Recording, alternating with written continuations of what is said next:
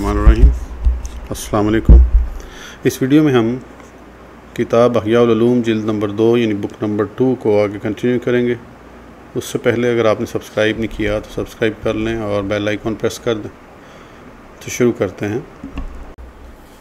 तीसरी किस्म, असल हराम हो मगर उस पर कोई ऐसी चीज़ तारी हो जाए जो गालिब गुमान की वजह से उसके हलाल होने को वाजिब करती हो, तो ये ऐसी किस्म है जिसमें शक है और गालिब यही है कि ये हलाल है। बस इसमें गौर किया जाए, अगर गालिब गुमान किसी ऐसे सबब की वजह से है जो शरअन मोतबर है तो हमारे नज़दीक मुख्तार यही है कि वो हलाल है और इससे बचना तकवा है। इसकी मिसाल ये है कि अगर किसी शख्स ने शिकार की तरफ तीर फेंका और शिकार गायब हो गया, फिर मुर्दा हालत में मिला और तीर के अलावा उस पर किसी ज़ख़म का निशान नहीं, मगर ये एहतमाल ज़रूर है कि वो गिर कर या किसी और वजह से मरा हो। अब अगर उस पर किसी चोट या ज़ख़म के निशान हों तो ये पहली किस्म के साथ मिल जाएगा, और अगर उस पर कोई और निशान ना हो तो उसमें हज़रत सैयदना इमाम मोहम्मद बिन इदरीस शाफ़ी अलैहिर्रहमतुल्लाह के अक़वाल मुख्तलिफ हैं, मगर राजे यही है कि वो शिकार हलाल है क्योंकि ज़ख्मी होना ज़ाहरी सबब है और साबित शुदा है, और असल ये है कि उस पर कोई दूसरी बात तारी नहीं हुई, लिहाजा उसका तारी होना मशकूक हुआ और यकीन को शक की वजह से ज़ायल नहीं किया जा सकता। सवाल, हज़रत सैयदना अब्दुल्लाह बिन अब्बास रज़ियल्लाहु ताला अन्हुमा ने फरमाया, कुल मा अस्मैता वदा मा अनमैता, यानी शिकार किया गया जो जानवर तुम्हारे सामने मरे उसे खाओ और जो तुमसे गायब हो जाए उसे छोड़ दो। और उम्मुल मोमिनीन हज़रत सैयदतना आयशा सिद्दीक़ा रज़ियल्लाहु अन्हा से मरवी है कि एक शख्स बारगाह रिसालत में खरगोश लेकर हाजिर हुआ और अर्ज़ की, इसे मैंने मारा है, मैं इसमें अपने तीर को पहचानता हूँ। तो मेरे सरताज हुज़ूर सल्लल्लाहु ताला अलैहि वसल्लम ने इरशाद फरमाया, अस्मैता और अनमैता, यानी ये तुम्हारे सामने मरा है या गायब हो गया था। अर्ज़ की गायब हो गया था। इरशाद फरमाया, रात अल्लाह अज़्ज़ व जल की मखलूक में से एक मखलूक है, उसका अंदाज़ा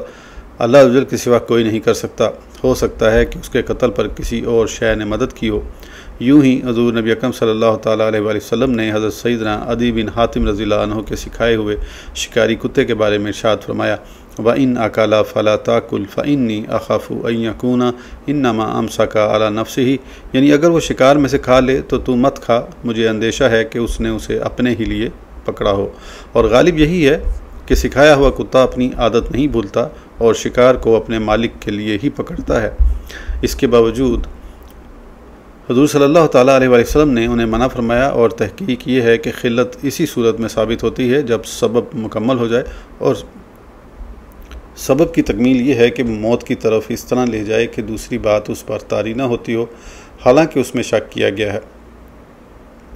और ये शक सबब के पूरा होने में है, और ये बात मुश्तबा हो गई है कि उसकी मौत खिल्लत पर है या हुर्मत पर। तो जिसकी मौत उसी वक्त खिल्लत पर हुई फिर उसमें शक वाक़या हुआ उसकी वजह से जो उस पर तारी हुई, तो वो इस हुक्म में नहीं है। सवाल का खुलासा ये है कि आपने कहा कि ऐसा शिकार हलाल है जबकि इन रिवायात में ममानियत है। जवाब, हज़ूर सल्लल्लाहु ताला अलैहि वसल्लम और सैयदना अब्दुल्लाह बिन अब्बास रज़ियल्लाहु ताला अन्हुमा का मना फरमाना तकवा और कराहत तंज़ीही पर महमूल है, और उसकी दलील हुज़ूर सल्लल्लाहु ताला अलैहि वसल्लम का ये फरमाने आली है, कुल मिन्हु व इन गाब अनका मा लम तजिद फ़ीही असरन गैरा सहमी का, यानी उसे खाओ अगरचे तुम्हारी नज़रों से ओझल हो जाए जब तक उसमें अपने तीर के अलावा कोई और ज़ख़म ना देख लो। ये इसी बात पर आगाह करना है जो हमने बयान की है कि अगर उसमें कोई दूसरा ज़ख़म पाए तो ज़न के तारुस की वजह से दूसरे सबबों में तारुस वाक़या हो जाएगा, और अगर उसके ज़ख़म के अलावा कोई और ज़ख़म ना हो तो ज़न गालिब हासिल हो जाएगा और इस्तिहसाब के मुताबिक हुक्म लगाया जाएगा, यानी पहली हालत पर बाकी रखा जाएगा, जैसा कि ख़बर वाहिद, क़यास ज़नी और आम ज़नियात वग़ैरह के वक्त इस्तिहसाब पर हुक्म लगाया जाता है। साइल का ये कहना कि शिकार फ़ौरन मर जाए तो उसकी मौत खिल्लत पर साबित नहीं हुई, लिहाजा सबब में शक वाक़या हो गया, तो ऐसा नहीं है, बल्कि सबब साबित है क्योंकि ज़ख़म होना मौत का सबब है, किसी दूसरी चीज़ के तारी होने में शक है, और इस मसले के सही होने पर वो अजमा दलालत करता है जो इस बात पर है कि अगर कोई शख्स ज़ख्मी हुआ फिर गायब हो गया और मुर्दा हालत में मिला तो उसे ज़ख्मी करने वाले पर किसास वाजिब है, बल्कि अगर वो शख्स गायब ना भी हो तो फिर भी ये एहतमाल मौजूद है कि वो किसी अंदरूनी बीमारी की वजह से मरा हो, जैसा कि इंसान अचानक मर जाता है। तो होना तो ये चाहिए कि कसास सिर्फ गर्दन कटने या ऐसे ज़ख्म की वजह से हो जो जल्दी असर करता है, क्योंकि बातनी मुखलिक असबाब से अमन नहीं है और इन्हीं की वजह से तंदुरुस्त इंसान अचानक मर जाता है। और बावजूद ये कि किसास की बुनियाद शुबे पर हो, उस वक़्त यानी किसास वाजिब ना होने का कोई भी कायल नहीं। यूं ही ज़िबा किए हुए जानवर के पेट से निकलने वाला बच्चा हलाल है, हालांकि ये मुमकिन है कि वो असल यानी माँ को ज़िबा करने से पहले ही मर गया हो, ना कि उसे ज़िबा करने की वजह से, या उसमें रूह ही ना फूकी गई हो यानी जान ना पड़ी हो। और किसी जुर्म व ख़ता के सबब पेट में मर जाने वाले बच्चे का तावान वाजिब है, हालांकि ये मुमकिन है कि उसमें जान ना पड़ी हो या इस जुर्म व ख़ता से पहले किसी और वजह से मर गया हो, मगर इन तमाम मसाइल की बुनियाद ज़ाहरी असबाब पर है, इसलिए कि उसमें दूसरा एहतमाल जब तक किसी मौत पर दलील से साबित ना हो तो ये वहम और वसवसे के साथ मिल जाएगा, जैसा कि हमने जिक्र किया है। जहाँ तक इस फरमान मुस्तफ़ा का ताल्लुक़ है कि आख़ाफ़ु अन यकूना इन्नमा अमसका अला नफ्से, यानी मुझे अंदेशा है कि उसने उसे अपने ही लिए पकड़ा हो, तो इसमें हज़रत सैयदना इमाम शाफ़ी अलैहिर्रहमतुल्लाह के दो कौल हैं और हमारे नज़दीक मुख्तार ये है कि वह हराम है, क्योंकि सबब में तारुज़ है, इसलिए कि सिखाया हुआ कुत्ता आला और वकील की तरह है कि अपने मालिक के लिए पकड़ता है तो वह हलाल हो जाता है, और अगर वह कुत्ता मालिक के कहने के बगैर चला जाए और पकड़ ले तो वह शिकार मालिक के लिए हलाल नहीं, क्योंकि मुमकिन है कि उसने अपने लिए शिकार किया हो। लिहाजा जब कुत्ता मालिक के इशारे से चला जाता है फिर पकड़ कर खा लेता है तो शुरू में यह मालूम होता है कि वह मालिक के लिए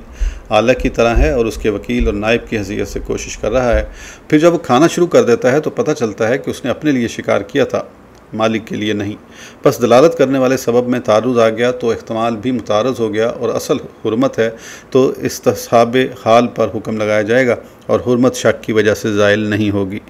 ये मसला इसी तरह है कि एक शख्स ने किसी को वकील बनाया कि मेरे लिए लौंडी ख़रीदो, तो उसने ख़रीद ली, मगर ये बात ज़ाहिर करने से पहले मर गया कि आया वो लौंडी उसने अपने लिए ख़रीदी है या उस शख्स के लिए जिसने उसे वकील बनाया था। इस सूरत में वकील बनाने वाले को उस लौंडी से जमा करना हलाल नहीं, क्योंकि वकील अपने लिए ये मौक्किल या मौक्किल दोनों के लिए लौंडी ख़रीदने में बाख्तियार और कादिर है, और यहाँ तरजीह की कोई दलील मौजूद नहीं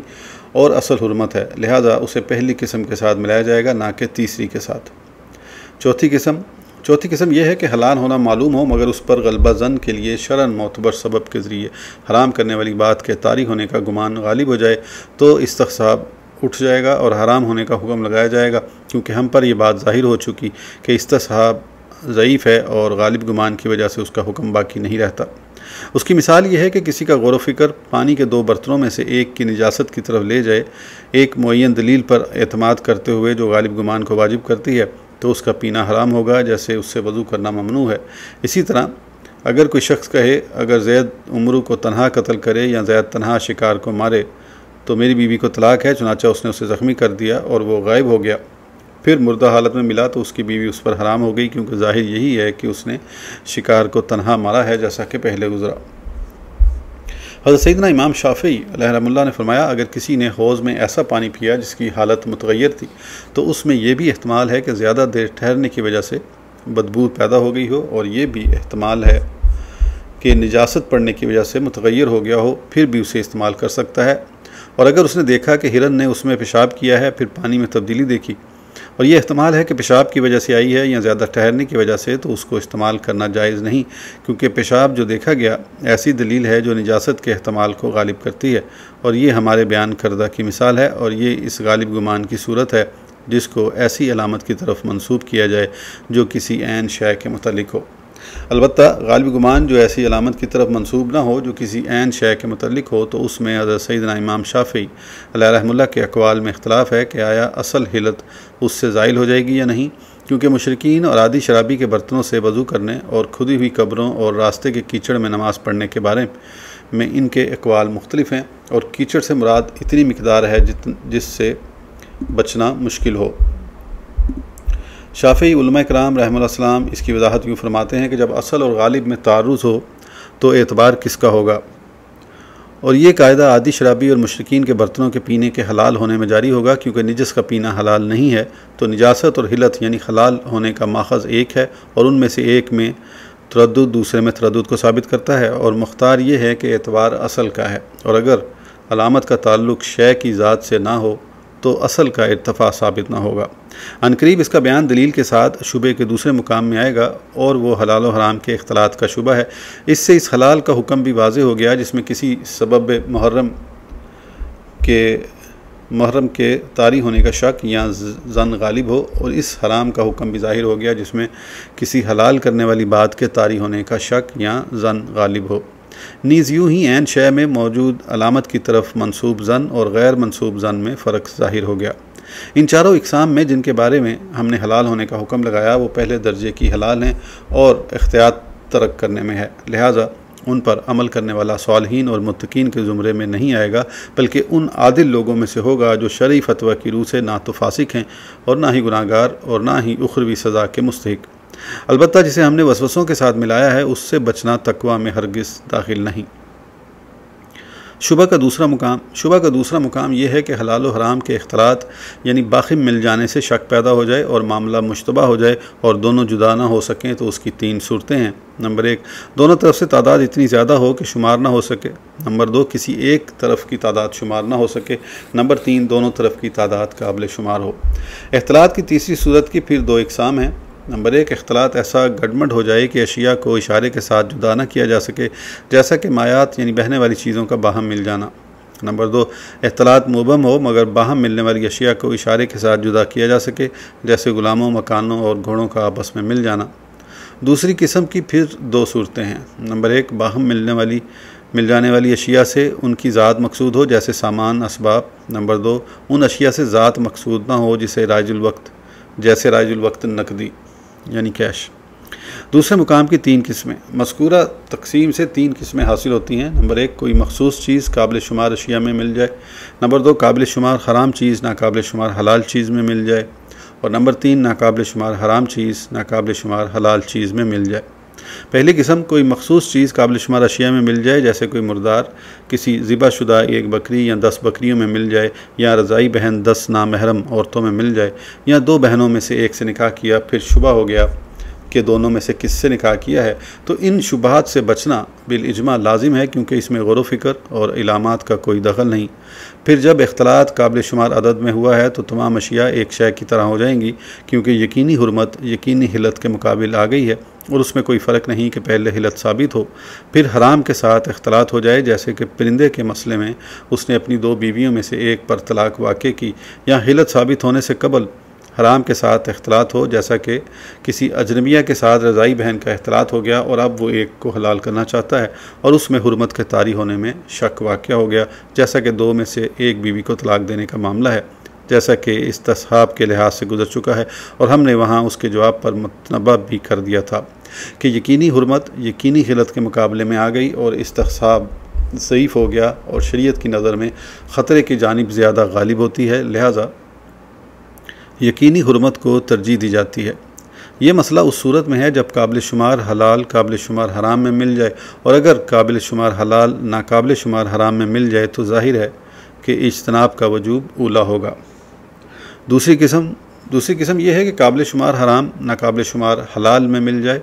जैसे 1 या 10 दूध शरीक बहनें किसी बड़े शहर की औरतों में मिलकर मुश्तबा हो जाएं, तो इस वजह से तमाम शहर की औरतों से निकाह करने से बचना लाजिम नहीं आएगा, बल्कि उसके लिए जायज़ है कि उनमें से जिससे चाहे निकाह करे, और ये जायज़ नहीं कि यहाँ कसरत हलाल को जायज़ होने की इल्लत बनाया जाए, क्योंकि उससे ये लाजिम आएगा कि अगर एक ऐसी औरत जिससे निकाह हराम हो उसका 9 हलाल औरतों से इख्तलात हो जाए तो सभी से निकाह जायज़ होगा, हालांकि उसका कोई भी कायल नहीं, बल्कि इल्लत गलबा और हाजत दोनों हैं, क्योंकि जिसका कोई रज़ाई या करीबी या मुसाहरत वगैरह असबाब से बनने वाला महरम गुम हो जाए तो उस पर निकाह का दरवाज़ा हमेशा के लिए बंद करना मुमकिन नहीं है। यूँ ही जिसे मालूम हो कि दुनिया में पाया जाने वाला माल हराम की आमेज़िश से कतन खाली नहीं है, तो उसके लिए ख़रीदो फ़रोख्त और खाना छोड़ देना ज़रूरी नहीं, क्योंकि उससे हर्ज लाजिम आएगा और दीन में कोई हर्ज यानी तंगी नहीं। और इसका पता यूँ चलता है कि जब हुज़ूर सल्लल्लाहु ताला अलैहि वसल्लम के ज़माना अक़दस में एक ढाल चोरी हो गई और किसी ने ख़यानत करते हुए माल गनीमत में से एक उबा ले ली, तो उस वक़्त दुनिया में कोई भी ढाल और उबा ख़रीदने से नहीं रुका। यही मामला किसी शय के चोरी होने का था, और इसी तरह ये भी मालूम था कि ऐसे लोग मौजूद हैं जो दिरहम और दिनार में सूदी लेन देन करते हैं, मगर हुज़ूर नबी करीम सल्लल्लाहु ताला अलैहि वसल्लम और सहाबा किराम रिज़वानुल्लाह ताला अलैहिम अजमईन ने दिरहम और दिनार को बिल्कुल तर्क नहीं किया, बल्कि उनसे कारोबार करते रहे। अलगर्ज़ दुनिया हराम से उसी सूरत में पाक हो सकती है जब तमाम मखलूक गुनाह छोड़ दे, और ये मुहाल है। लिहाजा ऐसा इज्तनाब जब दुनिया में शर्त नहीं तो किसी एक शहर में बदरजा उला शर्त नहीं होना चाहिए। अलबत्ता ऐसा इख्तलात काबिल शुमार तादाद में हो तो बचने में हर्ज नहीं, और इस दूसरी किस्म में इज्तनाब करना बचना उन्हीं लोगों का तकवा हो सकता है जिन्हें वसवसे आते हों, क्योंकि ऐसा इज्तनाब करना हज़ूर सैयद आलम सल्लल्लाहु ताला अलैहि वसल्लम और सहाबा किराम रिज़वानुल्लाह ताला अलैहिम अजमईन से मनकूल नहीं, और ना ही ऐसा करना किसी कौम और किसी ज़माने में मुमकिन है। इस वीडियो के लिए इतना ही, फिर इंशाल्लाह अगली वीडियो में आगे कंटिन्यू करेंगे। उस वक्त तक के लिए इजाज़त दीजिए, सब्सक्राइब करना ना भूलें। अल्लाह हाफ़िज़।